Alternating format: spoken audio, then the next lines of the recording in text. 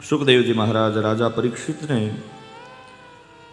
આખી કથાનું વર્ણન કરતા સ્થૂળથી સૂક્ષ્મની ધારણાની વાત કરી, ભક્તિનું મહત્વ બતાવ્યું છે. ભક્તિ શું છે? બોલે ભક્તિ અને ભજન અને કથામાં જુઓ 7-7 દિવસ સુધી માણસો બેસે કથા સાંભળવા, તો આમાં કંઈક એવું હોવું તો જોઈએ ને, જેથી કરીને લોકનું કલ્યાણ થાય. એકવાર દેવર્ષિ નારદના મનમાં પ્રશ્ન થયો. જઈ અને ભગવાન નારાયણની પાસે પ્રાર્થના કરી, હે નારાયણ, મને એક સમજાતું નથી, આ ધરતી લોકવાળા બધા આટલી બધી કથા સાંભળે છે, આટલો બધો સત્સંગ કરે છે, સત્સંગનો મહિમા મને કોને? ભગવાન નારાયણ સત્સંગનો મહિમા બતાવતા દેવર્ષિ નારદને કહે છે, નારદ, તમારે સત્સંગનો મહિમા જાણવો છે?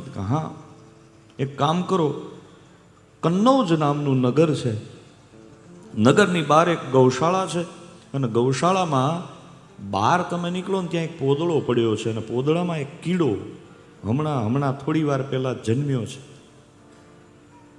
એ કીડાને જઈને પૂછો કે સત્સંગનું મહત્વ શું, એ તમને સમજાવશે સત્સંગનું મહત્વ શું. નારાયણ નારાયણ નારાયણ કરતા દેવર્ષિ નારદ ત્યાંથી નીકળ્યા છે, જઈ અને સીધા આવ્યા છે કન્નૌજ ધરતી લોક ઉપર, કન્નૌજ નગરમાં, કન્નૌજમાં આવી અને ગૌશાળાની બહાર જ્યાં પેલો પોદળો પડ્યો છે ને થોડું જોયું, કીડો બહાર આવ્યો અને તરત દેવર્ષિ નારદે પૂછ્યું, ભગવાન નારાયણે મને મોકલ્યો છે, હે કીટક, તું મને બતાવ સત્સંગનો મહિમા શું. સત્સંગ એવું કીધું ને એટલે કીડો મરી ગયો. મરેલા કોઈ દી જવાબ દે? હવે શું કરવું? એટલે નારાયણ નારાયણ કરતા વળી પાછા વૈકુંઠમાં આવ્યા. ભગવાન નારાયણને કહે, ભગવાન, પેલા કીટકને મેં પૂછ્યું પણ એણે કઈ જવાબ આપ્યો નહીં, ઉલટો એ તો મરી ગયો. એવું થયું? તો એનું આખું પૂરું થયું હશે. એક કામ કરો, હવે એ જ કન્નૌજ નગર અને એ નગરમાં એ જ ગૌશાળામાં એક ગાયને વાછરડાનો જન્મ થયો છે. એમ નારદ, તમે વાછરડાને જઈને પૂછો કે સત્સંગનો મહિમા શું. ઠીક છે મહારાજ, જેવી તમારી આજ્ઞા, પણ મારા મનમાં એક પ્રશ્ન, એક શંકા છે. બોલે શું? હું ન્યા જઈને પૂછું, બોલું તો કીટક હતો એટલે કોઈ નોંધ લીધી નહીં, પણ આ વાછરડાને કાંઈ થાહે નહીં ને? ભગવાન નારાયણે પ્રશ્ન કર્યો, નારદ, સત્સંગનો મહિમા સમજવો છે? તે કે હા સમજવો છે, જાઓ પ્રશ્ન કરો માં. દેવર્ષિ નારદ પુનઃ એકવાર કન્નૌજ નગરમાં આવ્યા છે. આવી અને એ ગૌશાળાની અંદર પ્રવેશ કરે છે. જેવા અંદર ગૌશાળાની અંદર કર્યા, પ્રવેશ કરતાની સાથે વાછરડાની પાસે જઈ અને કાનમાં પૂછે છે, વાછરડાને બતાવો મને સત્સંગનો. હવે સત્સંગ બોલ્યા, પ્રશ્ન આખો પૂરો જ ન થયો, ખાલી સત્સંગ બોલ્યા, બોલતાની સાથે વાછરડું જે હતું એ છૂટી ગયું છે મહારાજ. દેવર્ષિ નારદના મનમાં પ્રશ્ન થયો, આહા, મારાથી પાપ થઈ ગયું. જેને જેને સત્સંગનો મહિમા પૂછું છું, જેને જેને પૂછવા જાઉં છું, એનું શરીર છૂટી જાય છે. પેલા કીટકને પૂછ્યું, એનું શરીર છૂટ્યું. અહીંયા વાછરડાને પૂછ્યું, એનું શરીર છૂટ્યું. હવે શું કરવું? જય અને ભગવાન નારાયણને કહે છે, નારાયણ, હું તો તમારો ભગત છું, તમે મારી હારે આવું કર્યું, આવી રમત કરી? તો કે શું થયું? બોલે જેટલાને સત્સંગનું પૂછું છું એ બધા શરીર છૂટી જાય છે, મારે કોઈને પૂછવા જવું નથી, તમે તમારા મોઢેથી કહો સત્સંગનો મહિમા શું. નારદ, હવે એક ધક્કો બચ્યો છે,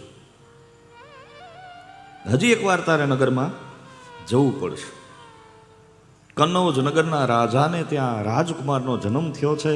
એ રાજકુમાર નારદ તને કહેશે કે સત્સંગનો મહિમા શું. અરે બાપજી, કીડો હતો એટલે કોઈએ ધ્યાન દીધું નહીં, કોઈએ કેસ કર્યો નહીં. વાછરડું હતું એટલે બહુ ગાવડી તો બિચારી હું લીગલી હાલે. બોલો નારાયણ. પણ રાજકુમારને જો કાંઈ થયું ને તો આપણા તો રામ રમી જવાના. બોલે નહીં નારદ, તમારે પ્રશ્નનો જવાબ જોઈએ છે? હા, જાઓ. નારદ જાય છે ભગવાનનું નારાયણનું નામ લેતા લેતા, ને જ્યાં પહોંચ્યા રાજ્યમાં તો મોટો ઉત્સવ છે, આનંદનો ઉત્સવ ઉજવાઈ રહ્યો છે, અને ઉત્સવની અંદર બધાને વધામણીઓ અપાય છે. એવામાં નારદ ગયા. નારદને જોઈને રાજા રાજી થયા. વાહ વાહ, અમારે ત્યાં આનંદનો અવસર, અમારે ત્યાં રાજકુમારનો જન્મ થયો, અને દેવર્ષિ નારદ ધન ઘડી ધનભાગ, પધારો પધારો દેવર્ષિ નારદ, અમારું આંગણું આજ પવિત્ર થઈ ગયું. રાજા અને રાણી પોતાના કુંવરને રમાડે છે, અને એમાં ભગવાન દેવર્ષિ નારદ કે તમે કયો તો હું આ કુંવરને મારા હાથમાં લઉં? બોલે હા. રાજકુમારને હાથમાં લીધા. બહુ ઘણા સમય દીકરાનો જન્મ થયો એટલે બધા બહુ રાજી હતા. બધા થોડા આઘા પાછા થયા એટલે કુંવરની સામે દેવર્ષિ નારદ જોઈને થોડું હસ્યા. રાજકુમારે પણ જોઈને જાણે ઓળખી ગયા હોય એવી રીતે હસ્યા. આજુબાજુ દ્રષ્ટિ કરી, કોઈ નહોતું, એટલે સીધું રાજકુમારના કાનમાં જઈને પૂછ્યું, હે રાજકુમાર, સત્સંગનો મહિમા શું? જેવું સત્સંગનો મહિમા શું એવું કહ્યું એટલે ખડખડાટ એ બાળક હસવા લાગ્યું છે. લીલા કશી સમજાય નહીં એટલે દેવર્ષિ નારદે કીધું કે મને સમજાવો સત્સંગનો મહિમા શું? ત્યારે એ રાજકુમારના મોઢામાં દિવ્ય વાણી ફૂટી છે, દેવર્ષિ નારદ, તમે મને ઓળખ્યા નહીં? તે કે નહીં, 3 જન્મથી હું તમને મળું તોય તમે મને ઓળખ્યા નહીં? તે કેવી રીતે?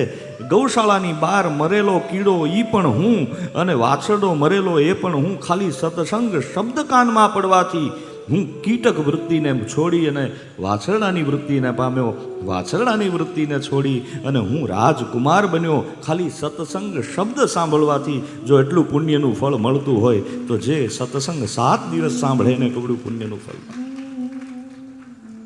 સતામ સદભિઃ સંગઃ કથમપિ પુણ્યેન ભવતિ, કથમપિ પુણ્યેન